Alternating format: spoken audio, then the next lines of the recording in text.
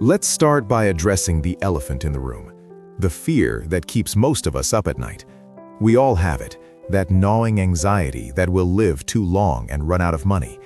You picture yourself at 80 years old, frail and vulnerable, unable to afford the care you need. It's a terrifying thought, and it drives almost every financial decision we make. We save, we scrimp, we delay gratification, all to build a fortress against that one specific nightmare. But I want you to flip the script for a moment.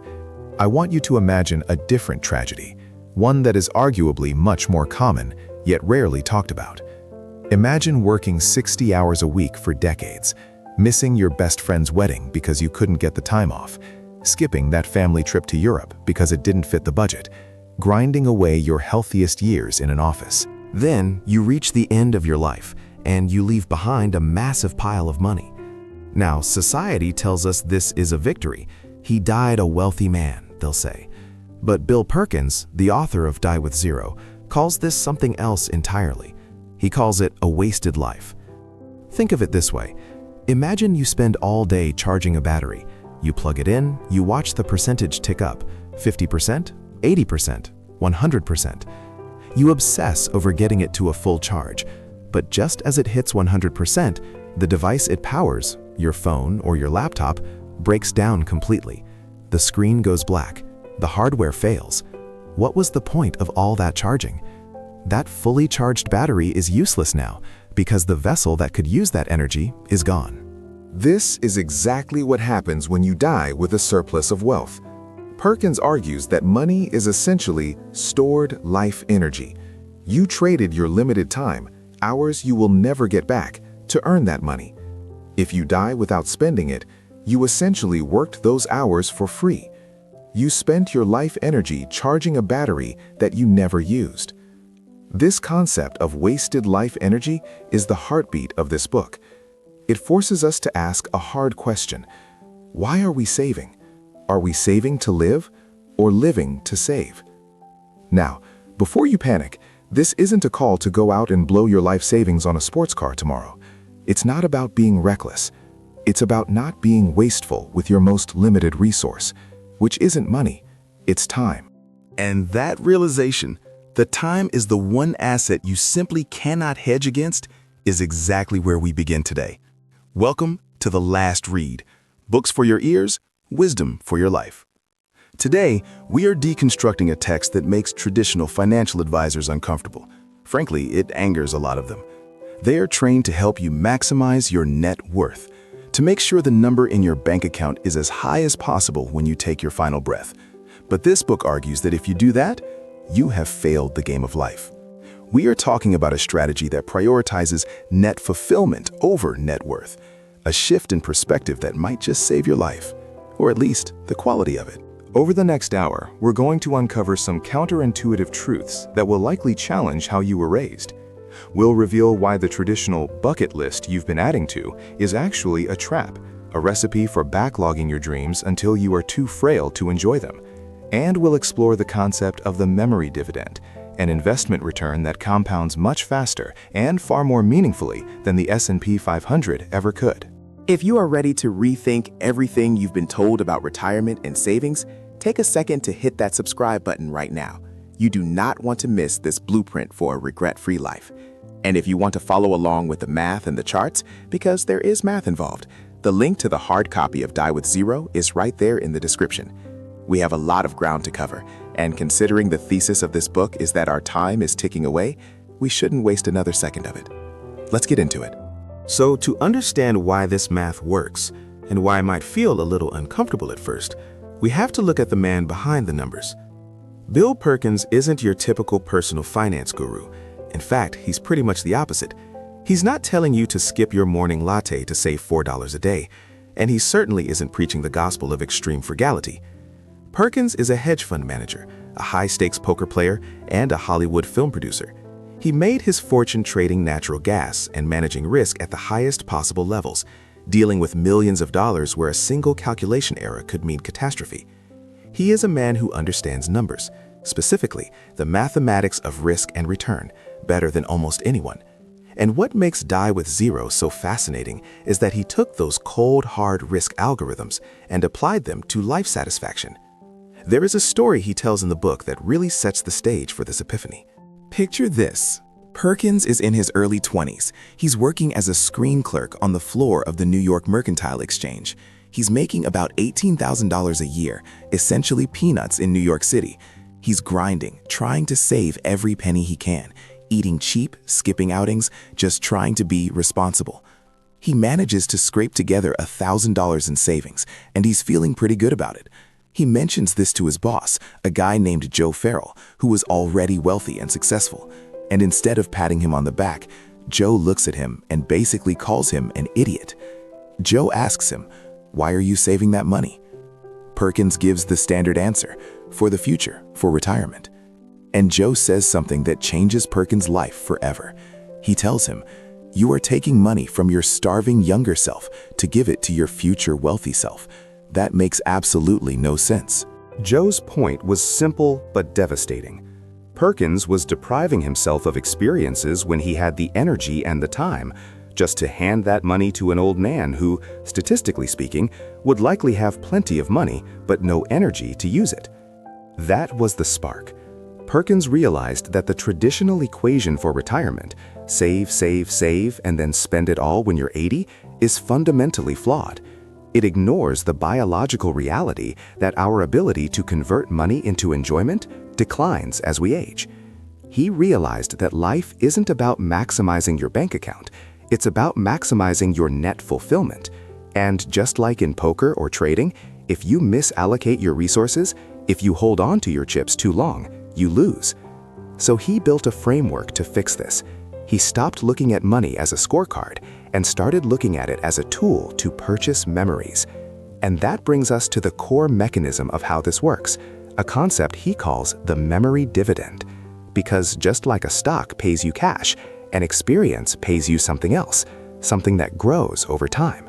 Let's really parse that out, because memory dividend isn't just a catchy phrase Bill Perkins invented for marketing.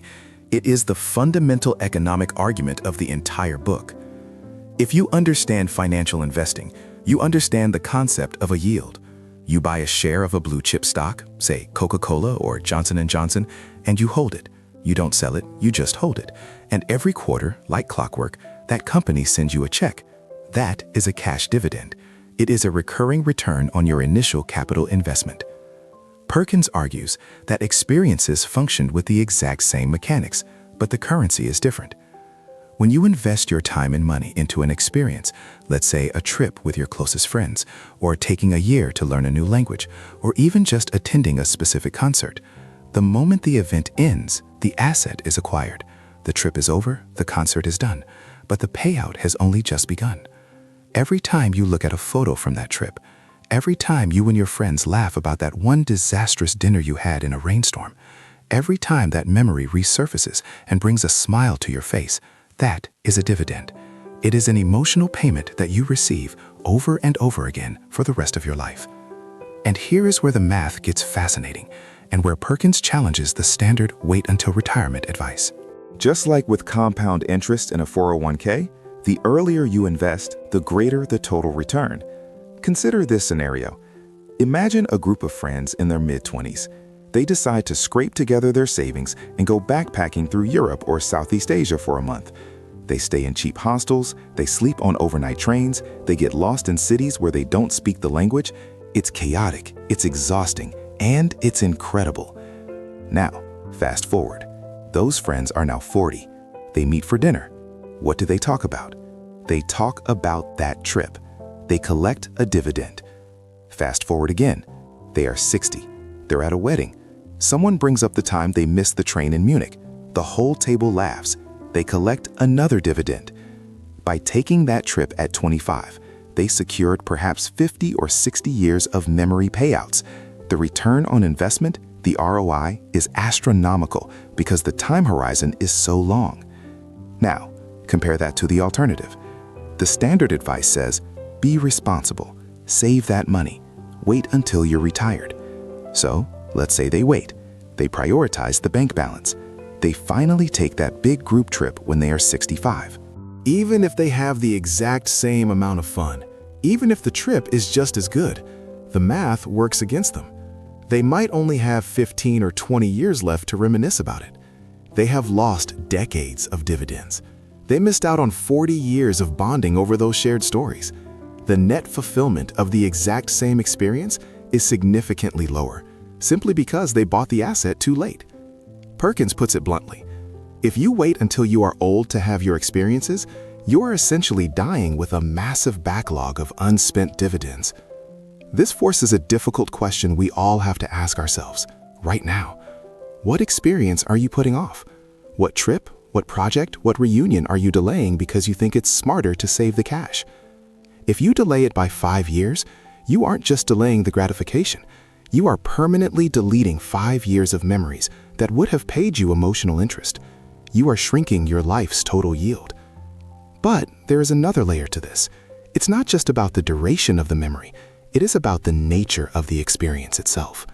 Because the reality is, that backpacking trip we just talked about, you actually can't replicate that at 65. It's not just about memory math, it's about biology. Life is not a single flat line of time where you can slot in any activity whenever you can afford it. Perkins views life as a series of distinct seasons, or buckets, and realizing that some buckets have a hole in the bottom, and they are draining faster than we think. Biology. See, we've all been sold this romantic idea of the bucket list. You know the one, that magical scroll of adventures we plan to tackle someday. Usually that means retirement. We tell ourselves, I'll hike the Inca Trail when I retire. I'll learn to scuba dive when I have the time. But Perkins argues that the traditional bucket list is actually a trap, a biological error. It assumes that you will be the same person with the same energy and the same physical capability at 65 that you are at 30, and that is just not true. Instead, he proposes something different. He calls them time buckets. Picture your life not as one long timeline where you can just slide an activity to the end, but as a series of distinct seasons. You have your 20s, your 30s, your 40s. And here's the hard truth. Some activities only fit in specific buckets. You might have a dream of skiing a double black diamond in the Swiss Alps. If you put that in the age 70 to 80 bucket, well, the probability of you enjoying that, or even physically doing it, drops off a cliff. You cannot ski hard at 85. You just can't. And it's not just about extreme sports, it's about energy. You can't enjoy the chaotic sleeper train energy of a hostel with small kids in tow. You can't replicate the specific feeling of being young and broke in Paris when you are older and wealthy in Paris. They are two fundamentally different experiences. This brings us to one of the most powerful concepts in the book, the utility of money. We tend to think a dollar is a dollar, inflation aside, but Perkins points out that money has a utility curve that matches your health. $1,000 has a radically different value depending on your physical capacity to use it. Think about it this way. At 22, $1,000 buys you a Eurail pass. It buys you weeks of wandering Europe, sleeping on trains, eating cheap baguettes, and having the time of your life. That $1,000 delivers massive utility. It buys you adventure. Now take that same $1,000 when you are 80. What does it buy? It doesn't buy a Eurail pass. It probably pays for a medical copay, maybe an upgrade to a slightly more comfortable hospital bed. The money is the same amount, but its power to generate joy, its utility, has completely collapsed. So the exercise Perkins demands we do is to look at your list and start slotting items into the decades where they actually belong. And when you do this, you might realize something terrifying but liberating. Some of those windows are closing now. If you want to travel with your toddlers before they become teenagers who don't want to be seen with you, that belongs in this bucket. If you want to backpack through Southeast Asia, that might belong in the 20s bucket. If you missed it, you can't just do it later. That bucket is gone. You have to spend the money and the time in the only season that can hold it. Now, I can hear the hesitation. You're thinking, sure, spending now sounds great for my memories, but what if I spend too much? What if I run out? It's the ultimate fear, hitting zero before you hit the grave. And that fear drives us to accumulate way past the point of utility, climbing the mountain without ever planning how to get down. That fear is valid, entirely valid. No one wants to spend their golden years stressing about the electric bill. But here's the nuance that Perkins brings to the table.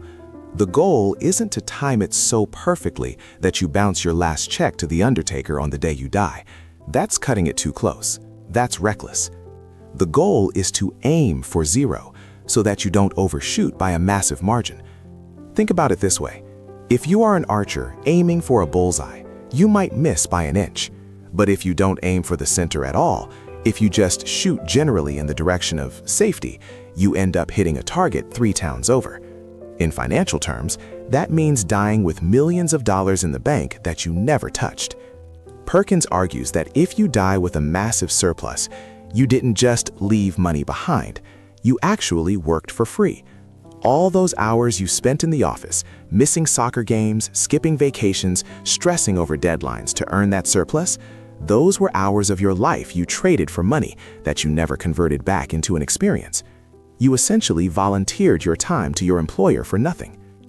This brings us to one of the most counterintuitive concepts in the book, peak net worth. In the traditional American narrative, the graph of your money is supposed to go up and to the right forever. You save until you're 65, and then, well, usually people keep saving. They live off the interest because they are terrified of touching the principal. They treat their nest egg like a museum exhibit. Look, don't touch. But die with zero suggests a different curve. Perkins argues that your net worth should actually peak much earlier than you think, somewhere between the ages of 45 and 60. I know, that sounds terrifying to some of you, but look at the logic. If you are 55 years old, you likely have more wealth than you did at 25, but you have less time and slightly less health. This is the optimal point to shift gears. You switch from accumulation to decumulation. You have to start spending down. This isn't a failure of financial planning. It is the success of it. Perkins uses a brilliant analogy here that really sticks with me. He compares life to climbing a mountain. We are all obsessed with the ascent. We focus entirely on the gear, the training, and the grueling climb of the face of the mountain. That's our career, our saving phase. We measure success by how high we get. But any mountaineer will tell you, the summit is only halfway. The goal of mountain climbing isn't just to get to the top, it's to get back down. If you climb all the way to the summit and just sit there because you have no plan for the descent, you freeze to death. In our financial lives, freezing to death is reaching age 85 with a massive fortune, realizing you are too frail to use it, and regretting all the sacrifices you made to get there. Spending your savings as you age, intentionally decumulating, is the journey down the mountain. It is the only way to complete the mission. When you see your bank account balance go down because you took your family on a reunion trip to Italy, or because you bought that convertible while you can still drive it, that isn't a warning light flashing red. That is you successfully hiking down the mountain, converting your stored energy back into life. You need to stop treating your savings account like a high score in a video game and start treating it like the fuel tank it is. You filled it up so you could go somewhere, and if you pull into the garage at the end of the journey with a full tank, you didn't win. You just wasted a lot of opportunities to stop and see the sights along the way. And as we approach the end of this discussion, you have to ask yourself a very serious question about what you're actually leaving behind.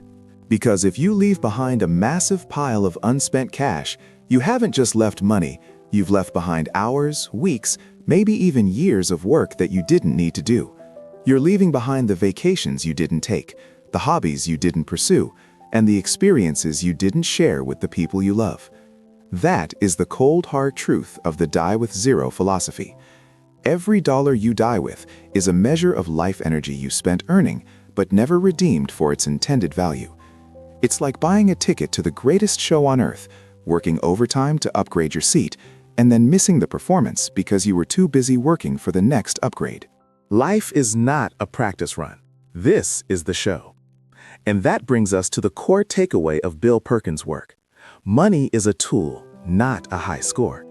It is a resource that is meant to be consumed to enhance your time on this planet, not hoarded like a dragon sleeping on gold. The utility of money is to buy freedom, to buy time, and to buy the memories that you will retire on when your body can no longer climb those mountains.